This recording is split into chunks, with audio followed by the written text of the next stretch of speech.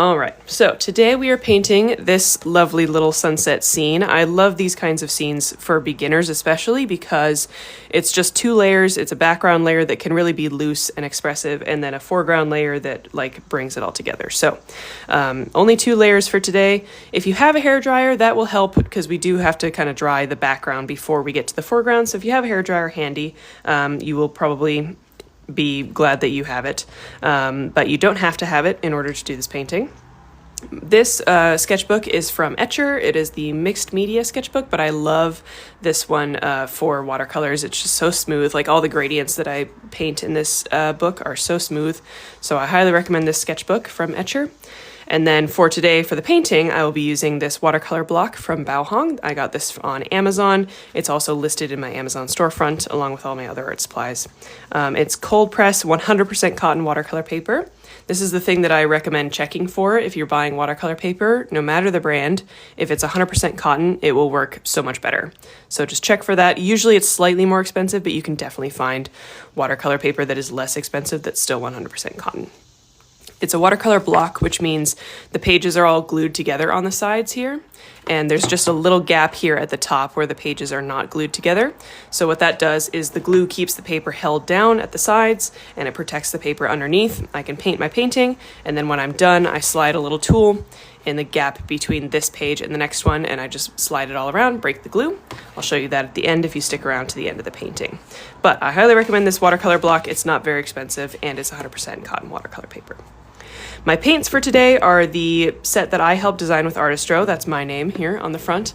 So this is the paint set that I helped design last year.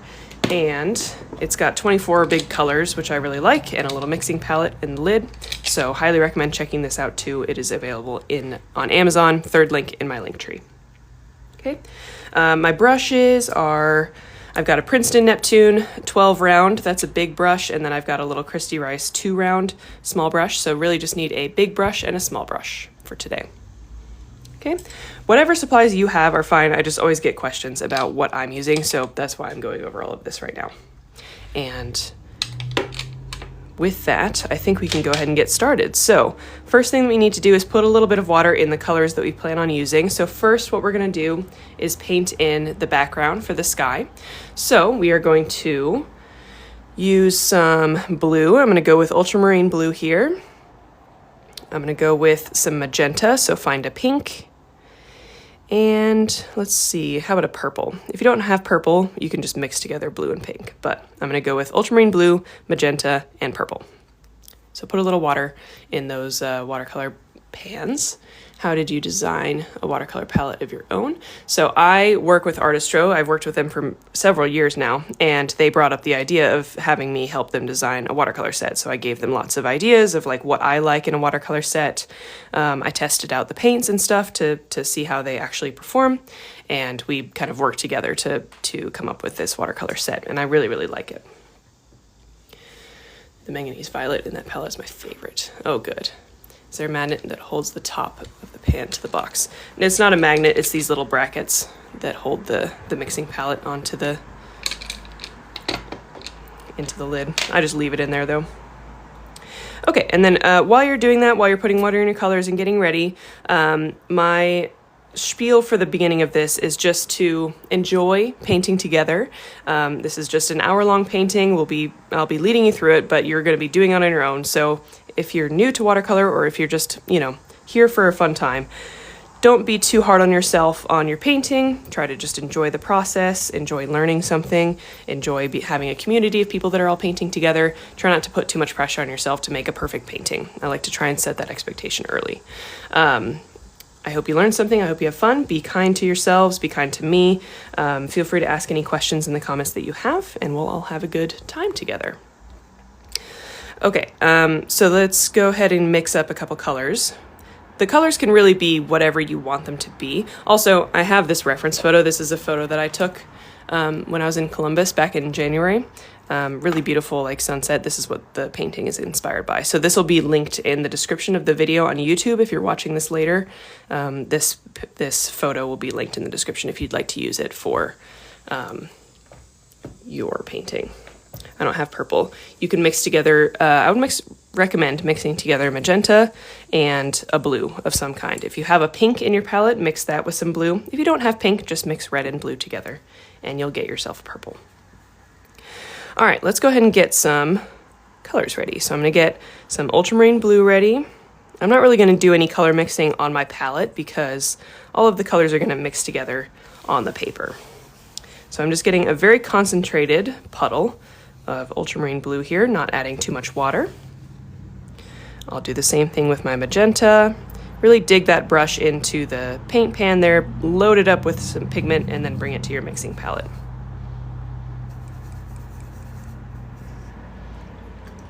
Okay, and then I'll do the same thing for the purple.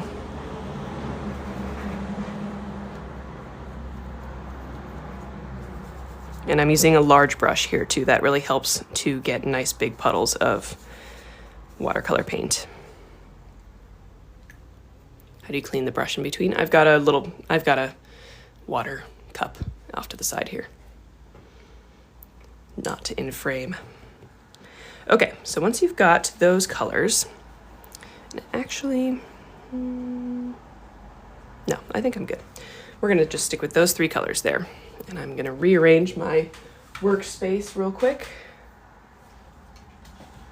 so that you can see everything. So that's gonna go up there. This is gonna go here. This is gonna go over here. Okay.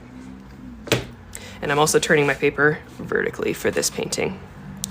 So our plan for the sky, we're gonna put down a layer of water on the entire piece of paper here. We are going to then drop in these three colors that we made in whatever kind of random order that you want to on here.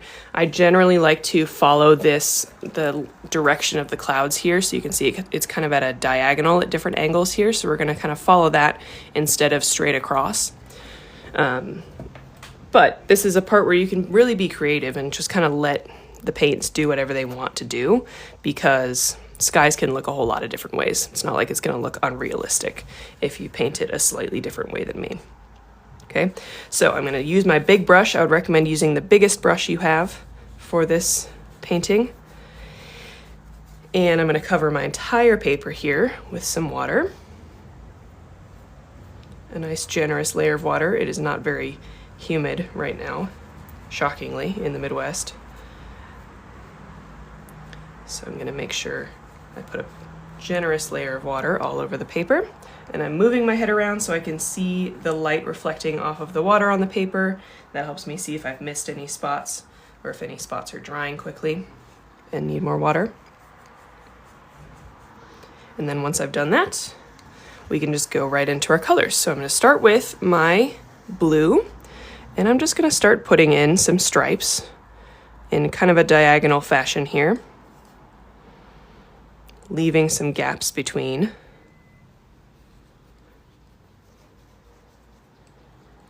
Something like that. Then I'll switch over to my purple. I'll do the same thing. Maybe I'll overlap some of the purple with the blue here, but still leaving some gaps.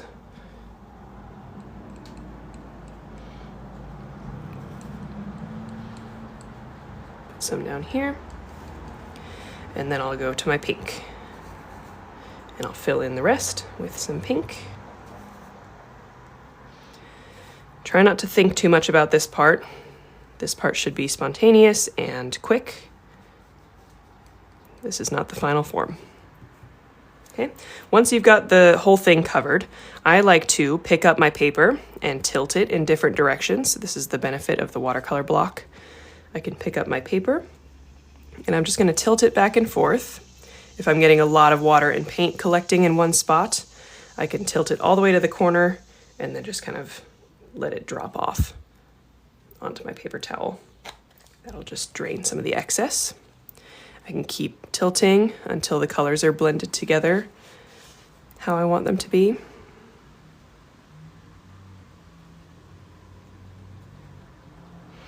And now I've got this nice soft blend. I can put it flat. And then I'm going to take my brush, I'm going to clean it and then squeeze out all of the water with my paper towel. And I'm going to use this to create some cloud shapes. So I'm just going to tap my dry brush onto the paper, and that will pick up some of the pigment that's on the paper. and create these nice little highlighted cloud shapes. And again, I'm going in this kind of diagonal direction here and trying to just create some organic looking shapes with my brush. So maybe some down here. And I just keep squeezing the paint off of my brush before I go back.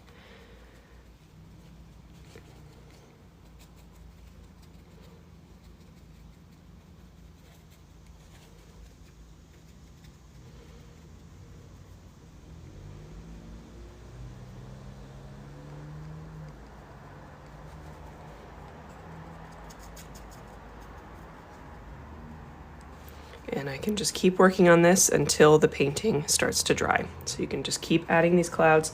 Sometimes it takes a couple of tries to go over the same area to really make that highlight stick. So if you need to go over the same area again, that's okay. But I'm just trying to be as random as possible, bouncing my brush in lots of different ways. And working quickly helps too, so that you don't have time to think about it. Okay. You can also go back into the colors that you had, and you can add a little bit more in certain places if you want to, again, while the paper is still wet. If it's started to dry already, then you kind of need to leave it alone. Sorry if you're hearing the road noise, I apologize. Some people with very loud vehicles.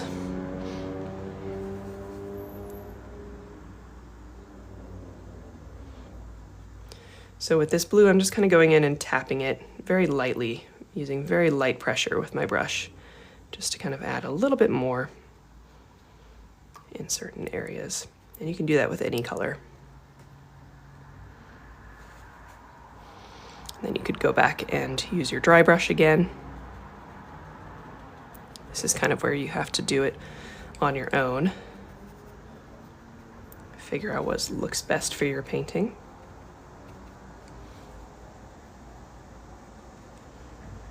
And my paper is starting to dry, so I think I'm gonna let it dry all the way, leave it alone, and I'll give you guys a minute to catch up on that.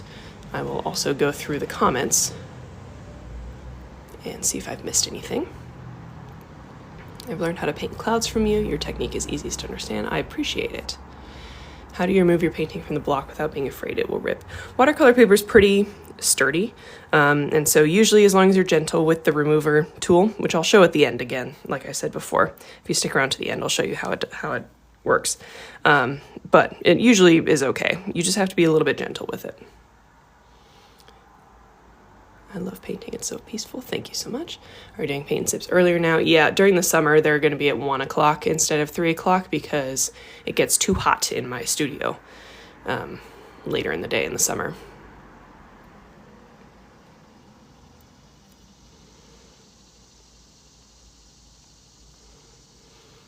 Do you let it air dry or use a hair dryer? Usually if I'm painting on my own, I use a hair dryer all the time. It lives in my studio. I don't use it on my hair. And it speeds up painting so much. Like watercolor painting would be unbearable without my hair dryer. For the paint and sips, sometimes I'll just let it air dry so that you guys have a chance to catch up with me. Are you still in DC? I never lived in DC. I live in Cincinnati. What were the colors you mixed? I did not mix any colors. I just used from my palette ultramarine blue, magenta, and purple. So I didn't mix any of those colors. They just came straight out of my palette. And then they kind of mixed together on the paper. Are those cicadas? Yes, they are. They're so loud. All right, I'm gonna clean up my workspace here while we finish up. If you're painting along with me, feel free to leave a comment. Let me know how it's going. If you have any questions about anything we're doing so far, please let me know. What was I gonna say? I might as well do my little, are the paint sips every Saturday? They are not every Saturday. They are we're kind of on a weird schedule right now. I used to just do them every other weekend, but it's kind of, with travel and stuff in the summertime, it's kind of awkward. So this is the second weekend in a row, but then I won't be doing one for the next 2 weekends. So it's just kind of off and on. But I always announce whether there's going to be a paint and sip on Thursdays So it's always on Saturdays. During the summer, it'll be on Saturday, 1 p.m. Eastern, always that day time. And then I announce those on Thursdays. So if you're ever wondering if there's a paint and sip, all you have to do is check my page on Thursday or Friday or Saturday morning, and you'll see whether there's a live there or not.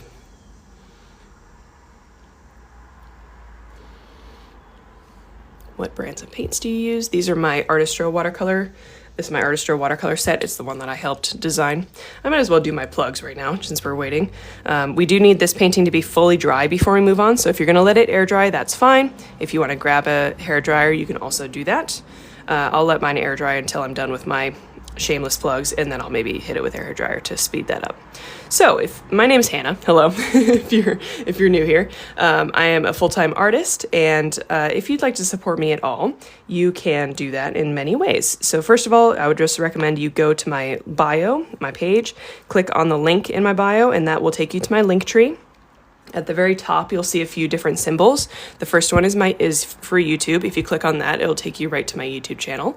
All the previous paint and sips are uploaded there. This one will be uploaded there later today. I also record and upload like pre-recorded videos, tutorials and such. So highly recommend subscribing to the YouTube channel. That would mean I'll record and upload like pre-recorded videos, tutorials and such. So highly recommend subscribing to the YouTube channel. That would mean a lot to gift for today's session. That's always, paint and sips are always tips, do help. Leave me a little tip. That would be lovely. That's how you can do that. Just click on the little $sign. It'll take you right to my PayPal.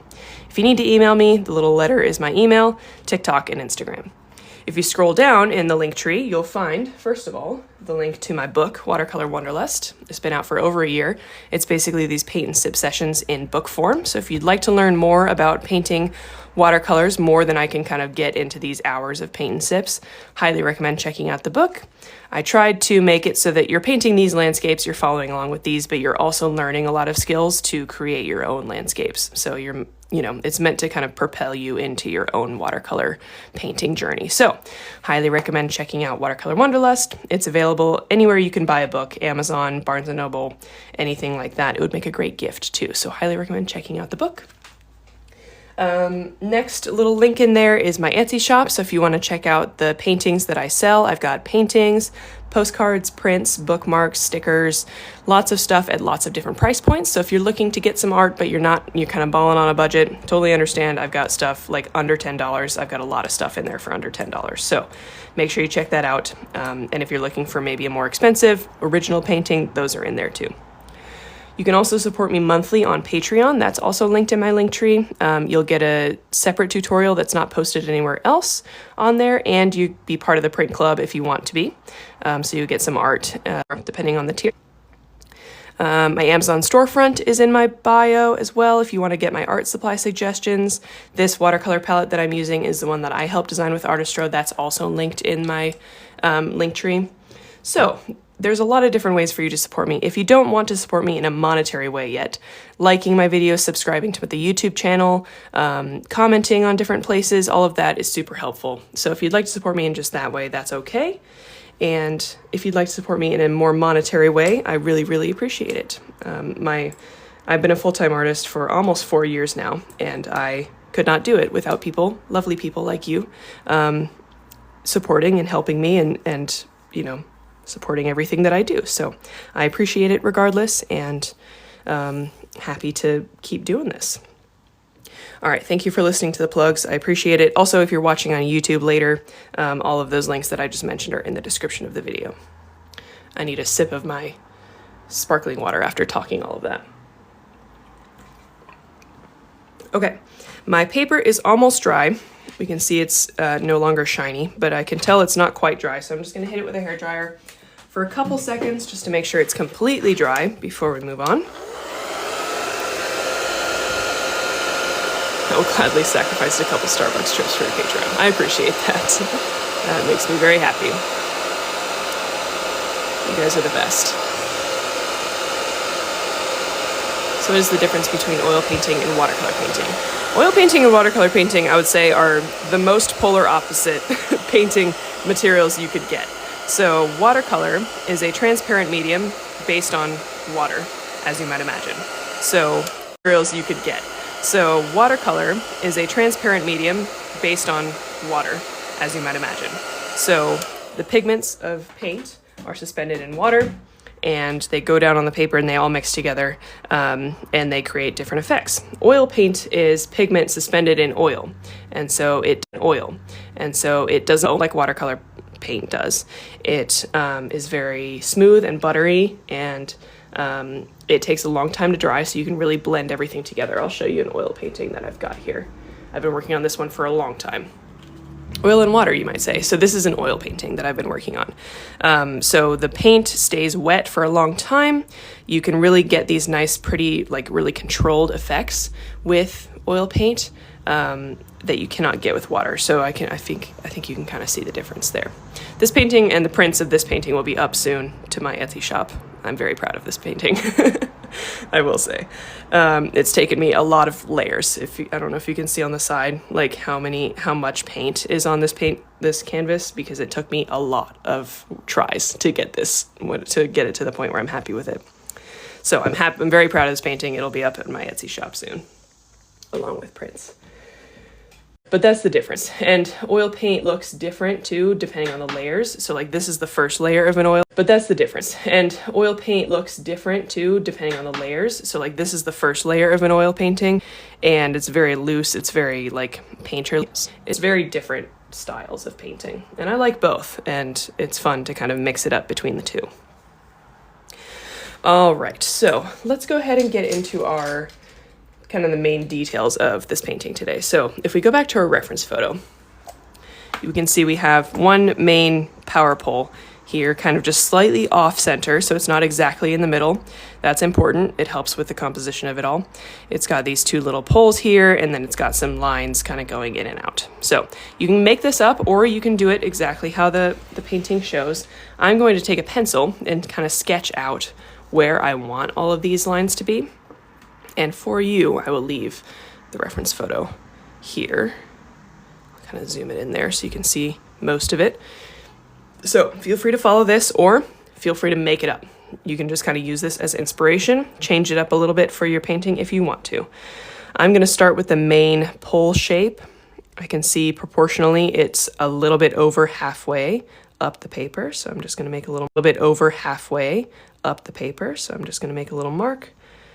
I want that to end, and then I'll make some little horizontal lines going all the way down. I'd recommend not using a ruler.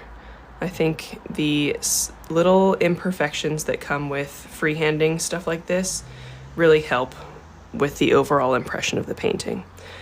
Sometimes when it's too accurate, it does not have the life and spirit of the moment.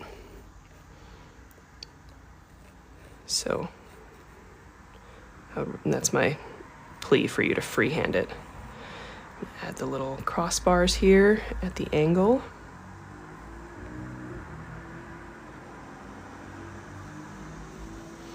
And you probably won't be able to see my pencil sketch. I can barely see it. I'm drawing very lightly. So I'm just trying to get a little bit of a, map for myself when I start putting down the dark paint. But I'm not trying to draw too dark. Okay, and then a little bit down, we've got these little, I don't know what these things are. Just various equipment that's up there.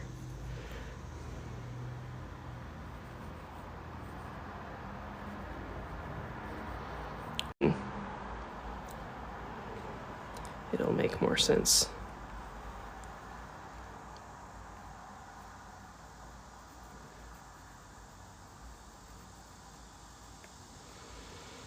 We've got some wires going from there down.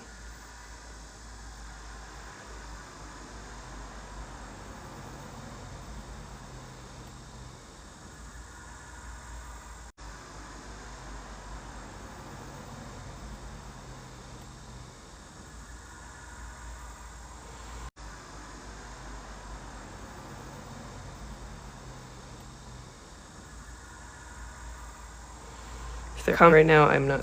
Check. I am. And then we got coming up. Don't feel like you have to draw every single thing on this telephone pole here.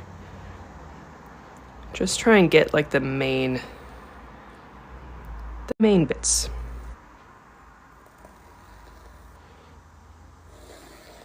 Obviously we've got some going across the way there. We've got one going down this way.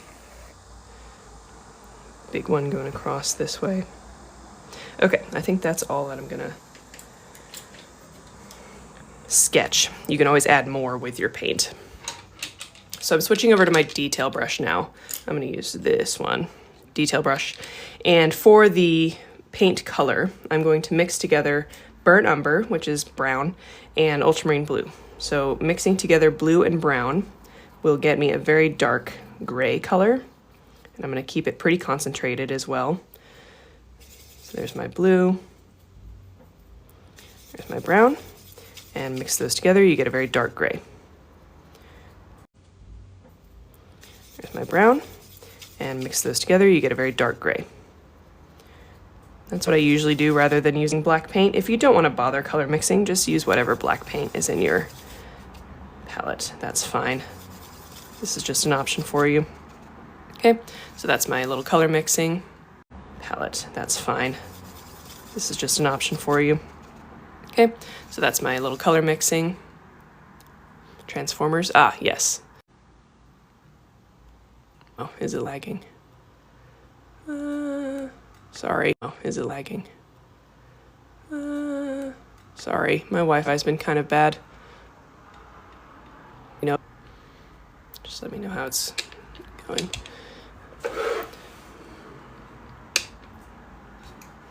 Keep this here. You know, just let me know how it's going.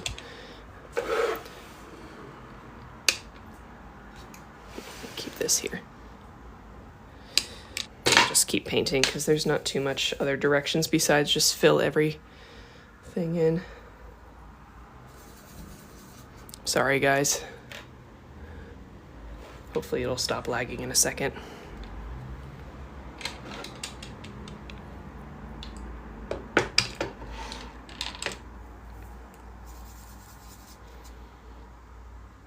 Burnt umber. It was burnt umber and ultramarine blue that I combined. Okay, and then when you're ready, again, I'm just gonna keep painting. I'm sorry if it's lagging. We're just gonna fill everything in.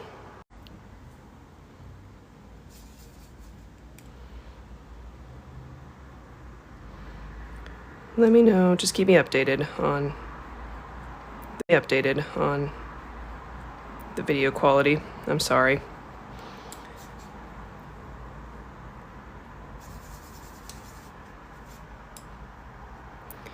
Let me see how that does.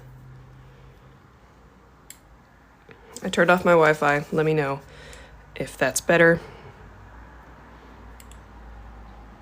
or worse. I don't know.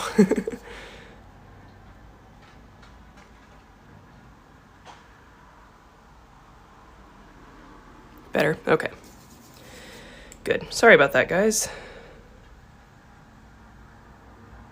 My Wi-Fi's been kind of sketchy lately. Okay, so back to the painting. So, if you missed it, I combined ultramarine blue and burnt umber to create this really dark gray color. And then I'm using my detail brush here, and we're just filling in everything that we sketched. And I like to rotate my paper as I paint so that I get the most control on the outside edge of whatever I'm painting. So now I'm painting this telephone pole. I turned it so that I'm using the tip of my paintbrush to paint the outside.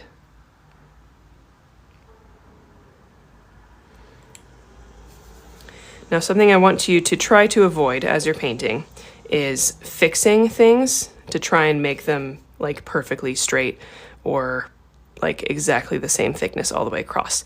Because when you do that, you'll start expanding the shape a little bit too much and it will kind of start to look weird. So on this telephone pole, it's not perfect. There are parts of it that are slightly thicker and thinner, but I'm not gonna fix any of that. I'm gonna leave it because it'll start expanding too much and then it'll get too thick. So try and just accept the little baby imperfections that nobody will notice once the painting is done. Try not to go in and like attempt to fix things too much. Just try and fill in the shape as best you can. use a steady hand, but then after that, just accept it for what it is. However the shape turned out is how it turned out.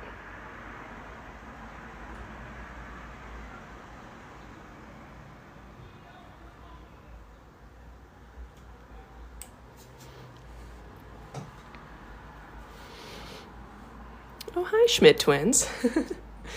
I see you guys.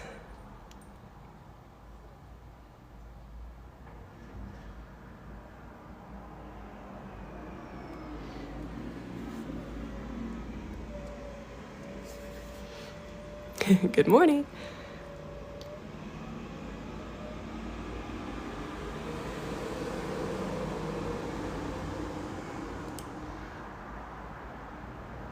Okay, so there's the main shape. And then I'm going to start filling in the little mechanical bits down here. Just using some loose brush strokes.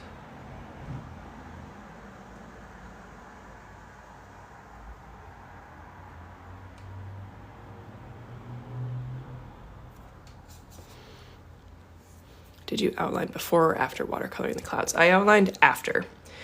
I always like to do after just because the watercolor paint would kind of cover up the pencil.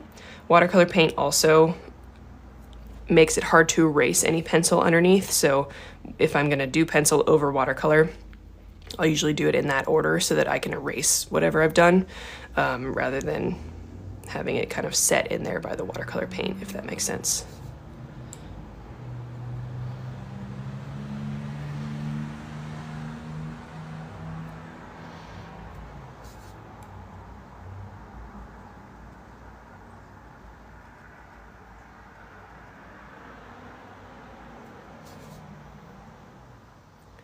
And then as we get to the wires, I recommend using as light of a touch as you can. Again, try and use a detail brush. And if the paint kind of skips over a little spot every once in a while, like it did there, that's okay. Like I'd rather have that than have the lines be too thick. So I'm just using as light of a touch as I can manage with my brush. And it also helps to not have a really full brush. If you have too much paint on your brush, it will give you a thicker line. You'll have a little bit harder time controlling the thickness of the line. So if you have a lot of paint on the brush, you could load up your brush and then touch it to a paper towel, take off a little bit of the paint, and you'll have a little bit more control.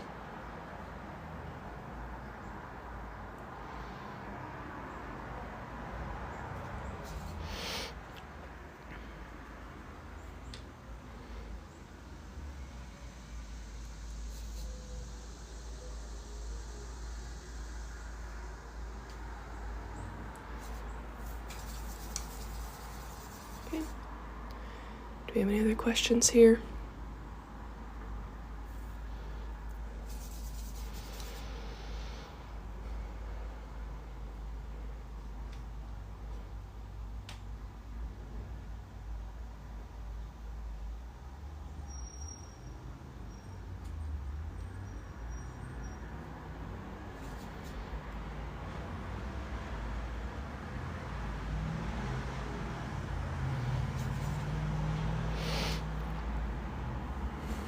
I have a weird question. Okay.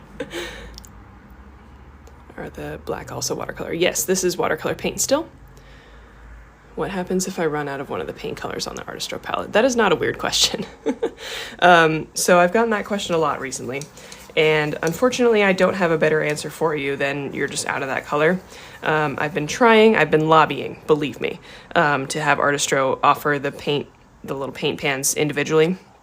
But right now, since the palette is just kind of a small project, they don't have it's not cost effective to be selling those individually right now. And so I'm really, really trying, like I promise I am. I'm really trying to get them to jump onto selling them individually, but I'm not sure when that's going to happen. So right now what you could do is you could buy a different brand of that color. So if you're out of ultramarine blue, for example, you could buy some ultramarine blue in a tube from another brand, like Winsor & Newton or Cotman or whatever, and then use that to fill that empty pan if there's one color that you use way more than the others. And unfortunately, that's kind of the only option that you have right now. Or you could replace it with a hard pan of color. It'll just be smaller than the ones that are in there, but you could still probably make that happen. I'll probably just get a whole nother palette anyway. Yeah, that's your other option. I didn't want to, you don't have to do that. And I would rather you not have to entirely buy the palette again, but just that's what the state of things are right now.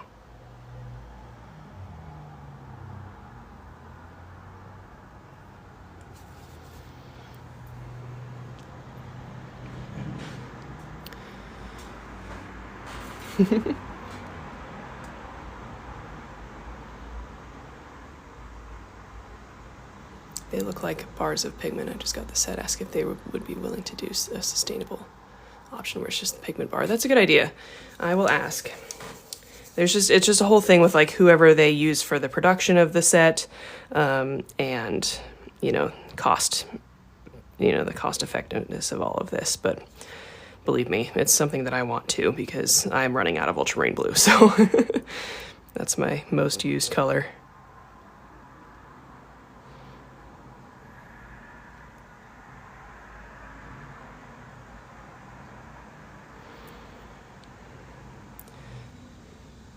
If you've got any other questions about the painting right now, I feel like I'm not giving you too much instruction. We're just filling in everything that we sketched before. Just, with everything that we sketched before. Just, with the same color. So nothing super, I like seeing your concentration face in the reflection. No. No, I don't like that. I don't want to be seen. That's funny. Maybe I'll just start making faces at you in the reflection of my computer. Where do you get your work photographed for prints? That's a good question. So when I'm done with a painting, if it's smaller than 9x12, I have a scanner, and so I can scan work that small, and it just goes straight into my computer, and then I can edit it a little bit on Photoshop if I need to, and I can make prints. I've got a photo printer at home that I use for prints. If it's larger, I found a local print shop in Cincinnati. It's in downtown. It's called Robin Imaging Studios, something like that. And so if I have a larger canvas that I need to get photographed, I'll take it there, and they charge per square inch, I think. So usually if it's like an 18x24 canvas, it's like $50 to get it photographed, but it's a nice photo, and then I can edit it and change it if I need to in Photoshop. So that's usually what I do. But I do like having a scanner because, a lot of my work is small, so it's nice to be able to just scan that in.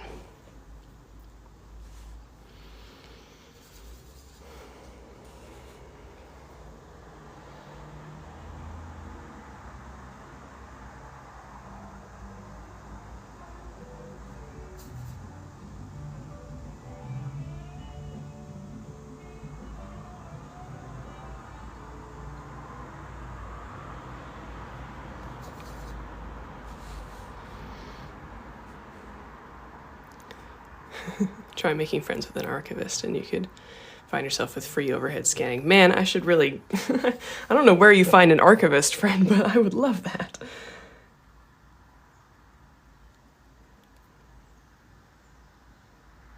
I gotta branch out. The problem is I don't really leave my home, besides to go to the gym. Or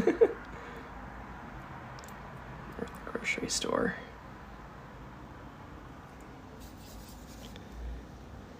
I do a lot of scanning for artist friends. Good to know.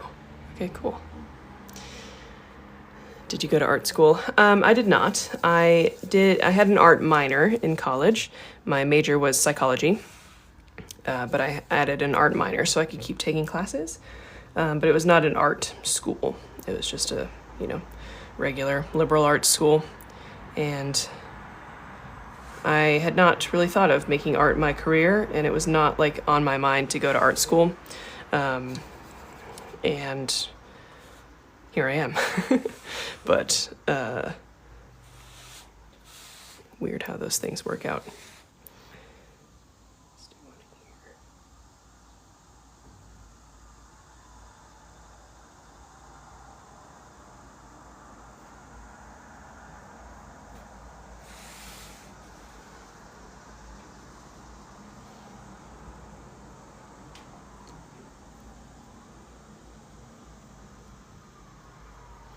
Okay, good to know. Thank you for all the information on that.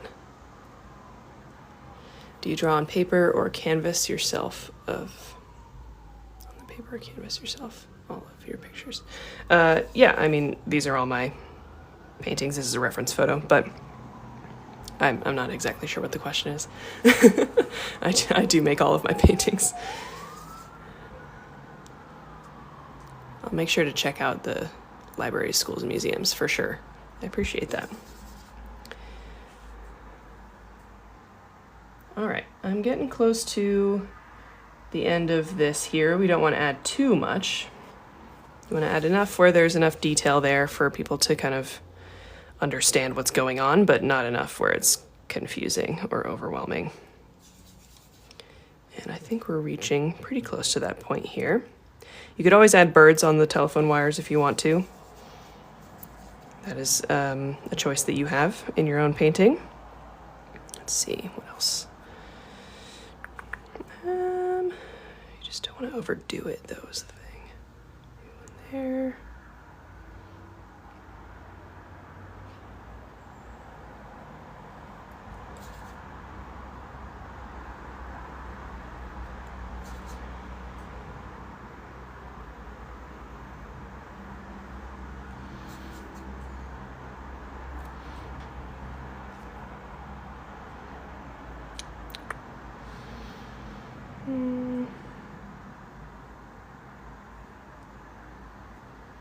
Okay, I think I'm gonna stop there. Mine looks stupid. It's okay. It doesn't matter too much. Oh, thank you guys.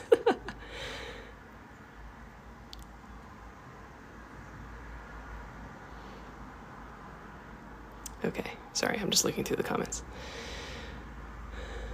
What websites do you use to sell your prints or art in general? I use Etsy. Due to the lagging, the question was, are you working on a second book? Oh, yes, I am. I think I've told you guys the title of the book. It's called Watercolor Bootcamp. It's going to be kind of a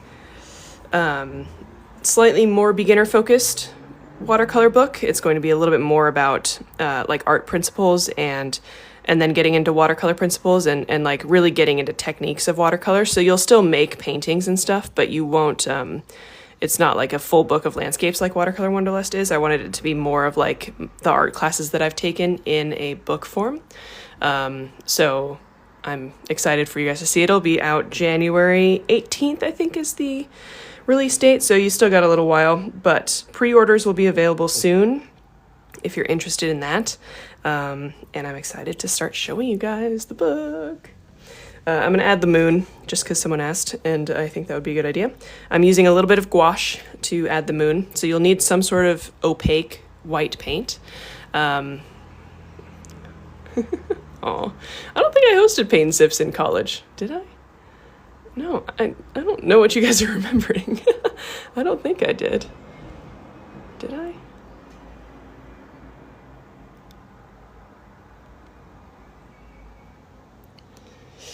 Okay, I did, okay. All right, I believe you guys.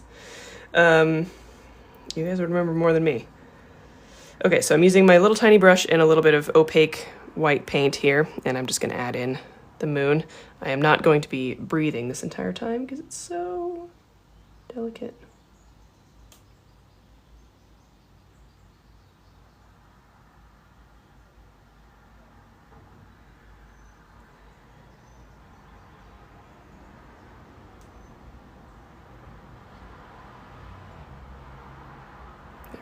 There's our little crescent moon. I don't remember half of college either, so it's okay. I have such a bad memory of things that I've done, honestly. Oh, for a sorority. Okay. All right, I believe you. That's so funny. Stop going back over and darkening the wires. Quit it. I don't have opaque white, any watercolor option. You can try with if you have a white watercolor paint in your palette, you can try with that. It probably won't be opaque enough, but you can give it a try. Unfortunately, to do this, like, you would have had to mask that bit beforehand if you were going to do it with just pure watercolor. And so this is kind of the only downside of this little element here. But instead of the moon, you could add like a flock of birds or something either on the wires or flying through the sky. That's an option for you. The moon is perfection. Oh, thank you. You know, Doom Scroller, you're just such a good hype person, and I really appreciate it. I see your comments on my videos and in the lives. I really do appreciate it. Okay, I'm gonna go ahead and sign this painting down here in the corner. I'm just gonna use the same color that I used to paint the wires.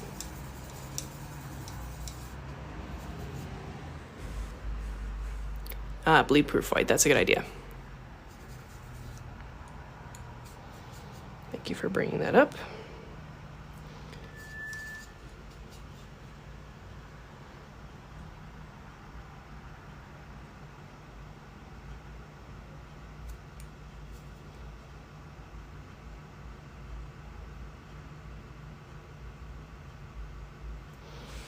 There we go. Is it on paper now or canvas? This is paper. This is watercolor paper. Girl, I'm your biggest fan. I appreciate it. Steady hand. Yep, I've always had that, luckily. All right, let's go ahead and remove this paper. So I told you guys at the end I would do this. So I take this little tool that that came with the watercolor paper block. You could also just use like a butter knife or something at home. And I slide it between the paper that we just painted and the next one here in the little gap where the paper isn't glued together. And then I just carefully take it around the outside, gently breaking the glue seal.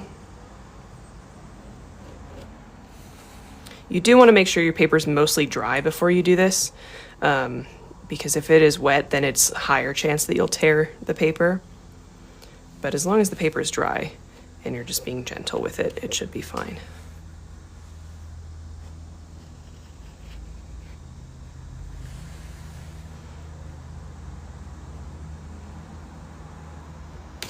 There we go.